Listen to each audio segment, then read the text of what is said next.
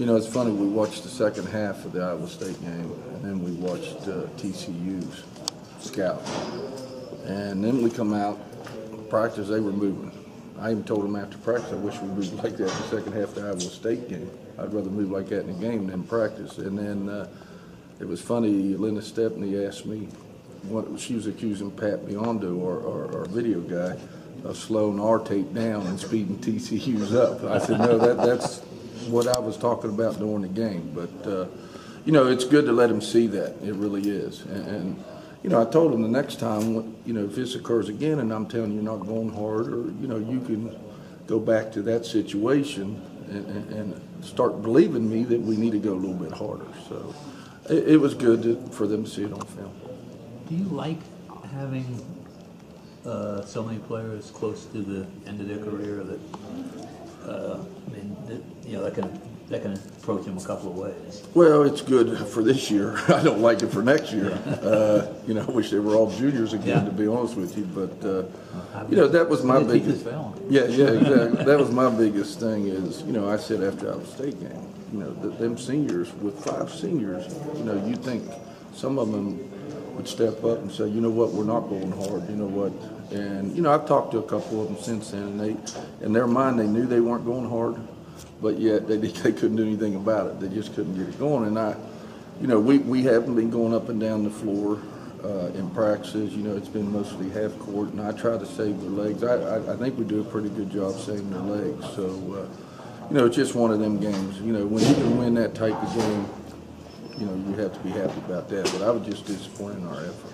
Those last 10 minutes of the first half, maybe that was the best stretch you had all year. Yeah, one of the best stretches. Oh, absolutely. We were playing well. We was hitting our shots. We were defending. We were running. We were sprinting. And absolutely, that 10 minutes was. But, you know, that I always tell them, when you show me you can do that, I expect that all the time.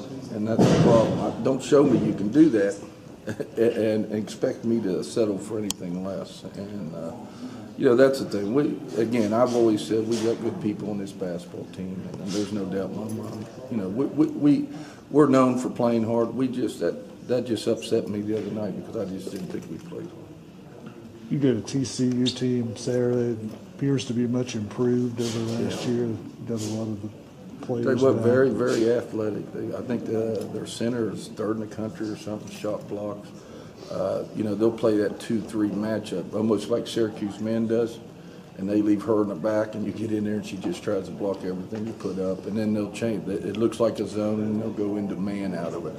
So, you know, your guards, we worked on that yesterday. Your guards have to cut, and then if guards are taking you through, then they're in man. If they're not taking you through, then they're in the zone. So we just got to be able to identify that and space our point guards and get us in our sets. I guess you got to pay attention to Medley. I mean, she's at the top of it. Yeah, she's our leading scorer, and she's our point guard. I mean, they go with her. Very, very good. Can shoot the 3 deep, can penetrate, can make plays. So, you know, it's just another top point guard in the conference. I mean, I've seen a lot of top-notch point guards in this conference since we've been here. Maybe more than the Big East. I mean, overall. There were a few good ones. Yeah, absolutely. It seems like every team we play has a quality point guard that can score.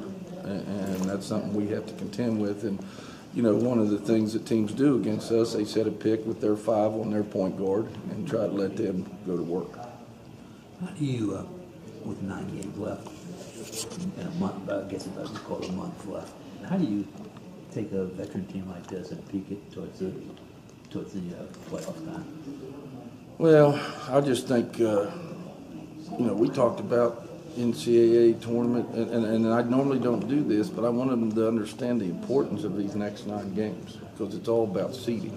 And if this group of 5 want to have a great seed in the NCAA tournament and do something, you know, special, then it's all about these next 9 games. And as far as peaking, you know, I just think we just keep cutting down practices and doing more film, and then go back to fundamentals. That's something we did yesterday. I think at times, you know, you get caught up in the season, you're worried about X's and O's, and you forget about your fundamentals. And so that's something we want to emphasize going down the stretch here too. You know, when Crystal came in here, she was somebody you recruited out of high school, decided to go somewhere else, then came back here. that type of situation doesn't happen, I'm guessing, too many times. No, in that case, I'm glad it did. I hope it happens a little bit more time. There's some other players I wish would come back here too, Doc. But yeah, you know what? We liked her out of high school, and then when she was interested, you know, in transferring, we really was interested in her and come down, and I knew she'd be a really, really good player for us. You need, obviously, losing all Sarah and Liz and all those players at that time. You need somebody who can Right, come in absolutely. and Step up and give us some scoring. And you know, the thing with Crystal, she's not only a good player, she's a good person off the floor. And that is great when you have one of your better players being one of your better people off the floor.